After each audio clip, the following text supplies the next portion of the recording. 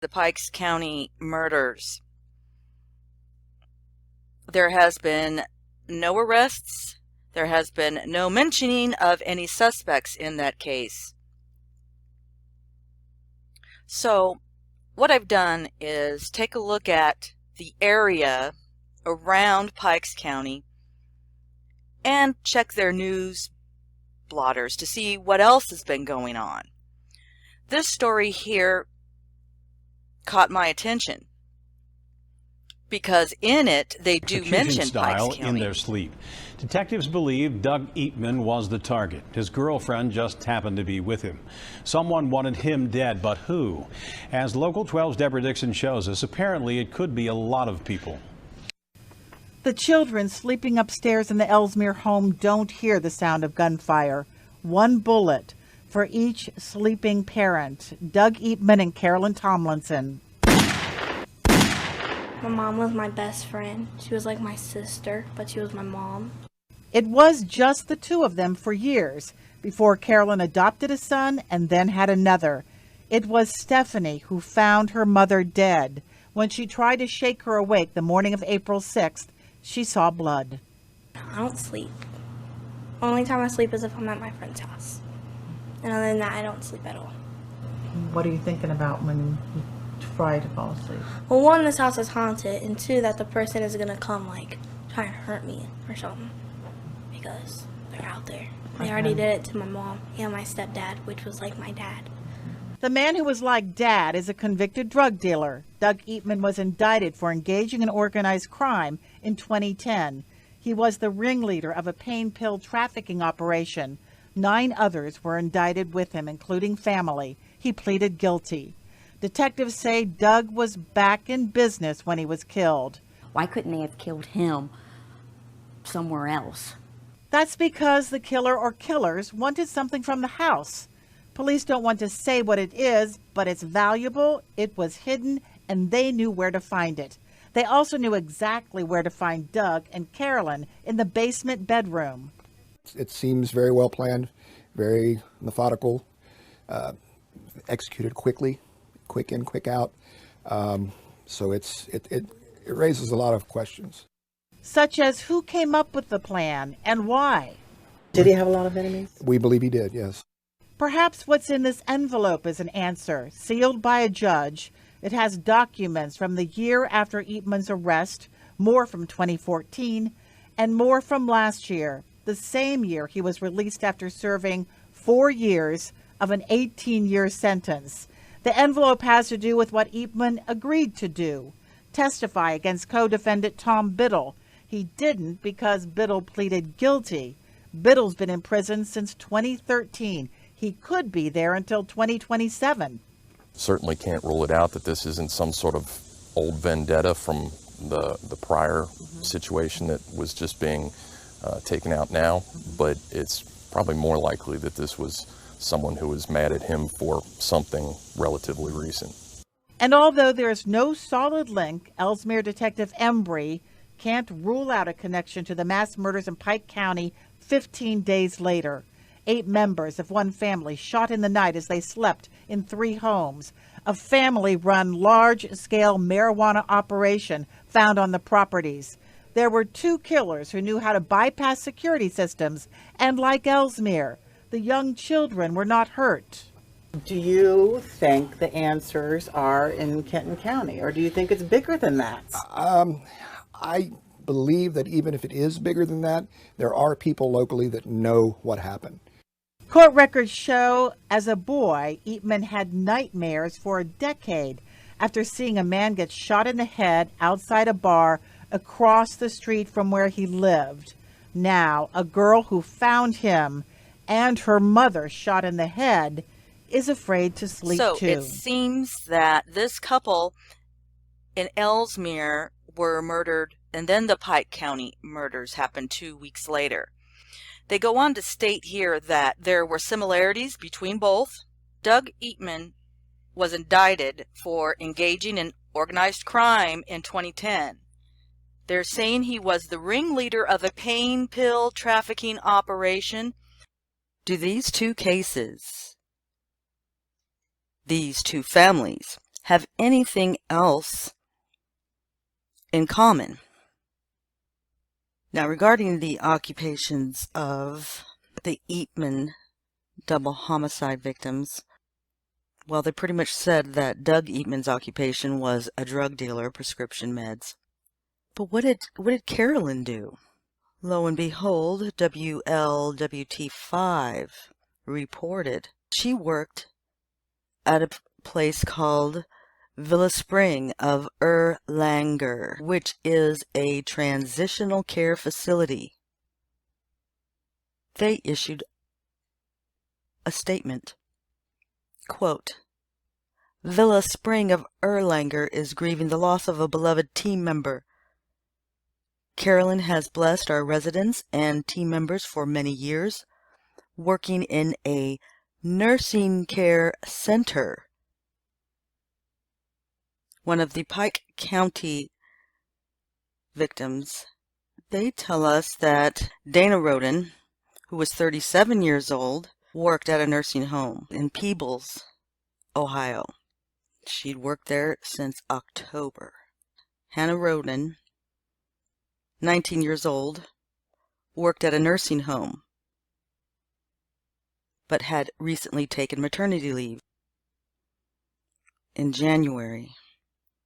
It also tells us that this nursing home was in nearby Lucasville, Ohio. Come to find out, also in January, a single mother and her teenage daughter were killed in their trailer in Lucasville, Ohio. That is the same town that Hannah was working at a nursing home in. Another coincidence is that Hannah Roden went on maternity leave from the nursing home that she worked at there in Lucasville in January. Hannah was killed along with 8 other family members in April of 2016. Then we have 2 weeks before that, the couple in Ellesmere. She also worked at a nursing home. Well, 4 months before those 2, apparently, this woman and her daughter were killed in the middle of the night. Once again, the mother, Candace Newsom, was shot and killed in her bed. Her teenage daughter was shot in the back as she was trying to flee the home.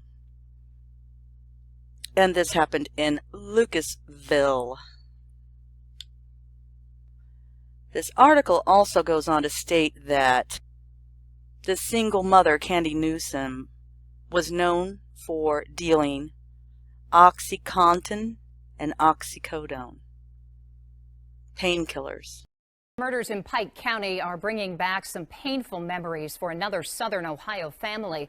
It happened in early January in Lucasville, less than 15 miles from those murders in Pike County. Candy Newsom and her daughter, her 16-year-old daughter, Michael, were shot.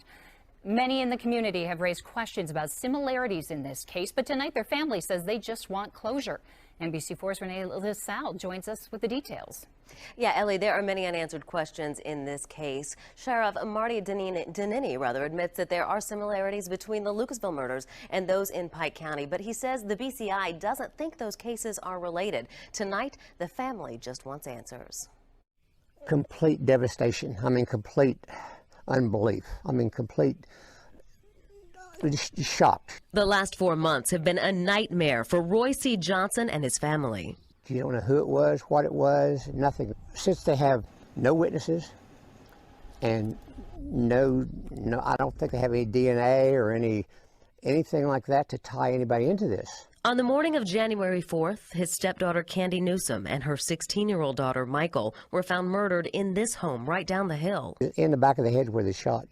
Candy was shot in bed, and Michael running for the front door. The Pike County murders, just miles away, have brought all the raw emotion of Candy and Michael's murders rushing back for Roy and his wife. She lost her only daughter, and the pair couldn't even have an open casket. Detectives have interviewed more than 30 people and served multiple search warrants. Now they're testing a possible weapon, but still don't have the break they need. Obviously, weapons were involved in both. And there's speculation about drugs in both cases. So yeah, there are some similarities, but you've got to have more than just that. Back up at his home on the hill, Roy just wants justice. And people need to come forward if they know anything, if they know anything at all.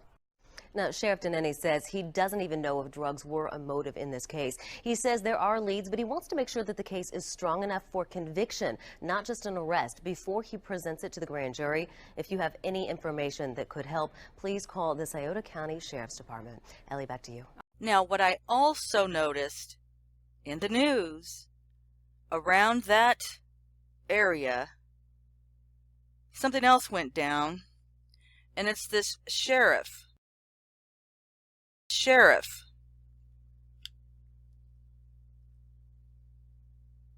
His name is